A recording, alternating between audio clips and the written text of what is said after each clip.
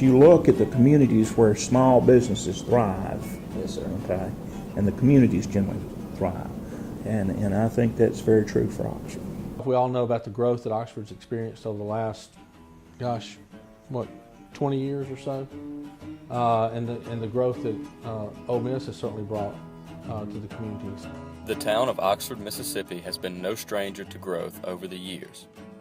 The growth of Oxford's population has been caused in large part by a steady increase in enrollment at the University of Mississippi. Along with population growth, Oxford has experienced substantial economic growth. Retail sales and the number of retail firms in Oxford have been increasing steadily since recovering from the 2008 recession. We wouldn't be here today without local banking, and it's because local banks believe in local people. A true local bank does. In 1910, First National Bank of Oxford opened for business. Today, the bank known as FNB Oxford is a staple of community financing and involvement. The economic impact we have on the community, first off, there's 60 of us, like I said earlier. There's 60 of us, so we're customers of all these businesses. Not only that, we attend churches all over town. You'll find our folks scattered throughout the community. Like I say, our folks are involved in Boy Scouts and Girl Scouts, and in the local booster clubs, in addition to all the things that go on campus at Ole Miss. So we give of our time and we give of our resources. We're a part of that by funding houses, either for people to live in or for investors to rent out to students. So we're a part of that. We fund medical clinics, we fund restaurants, we fund small business. We do consumer loans, we do commercial loans. So we're very active in the growth of Oxford, and when Oxford grows, that's good for us.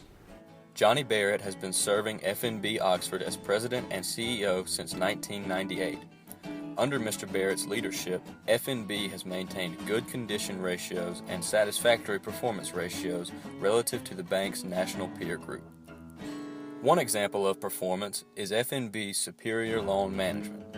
Non-current loans only account for around 0.5% of total loans for FNB as of December 31st, 2015. According to Mr. Barrett, this long-term stability has been due to the combination of Oxford's growing economy and the advantages of being a community-focused bank.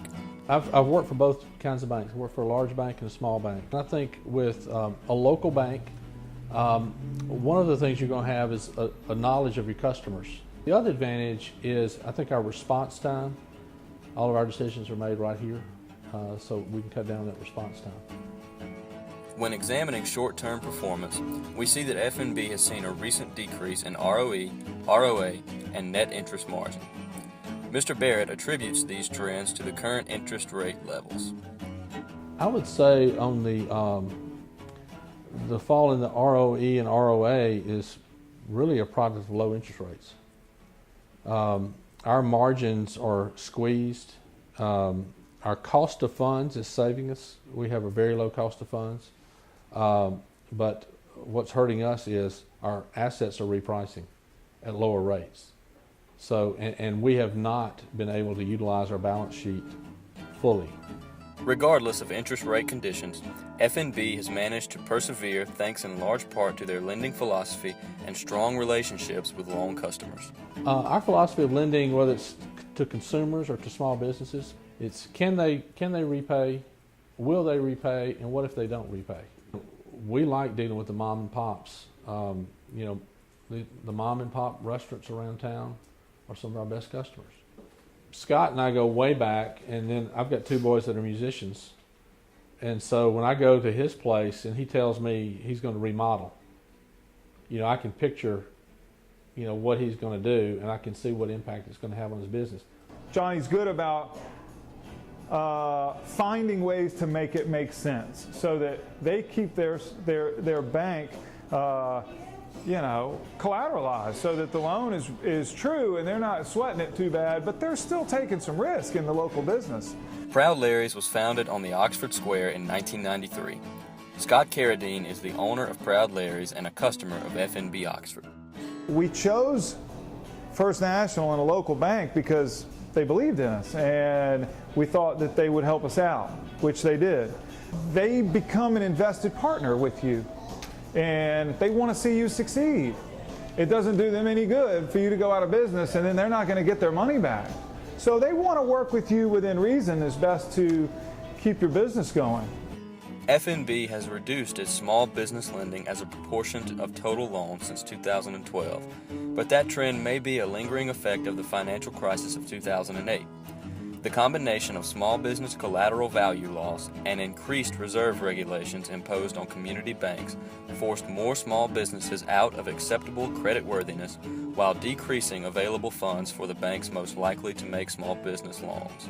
We had a lot of ups and downs, and it meant times of going to the bank and saying, hey, we need a short-term loan, or we need to restructure our long-term loan.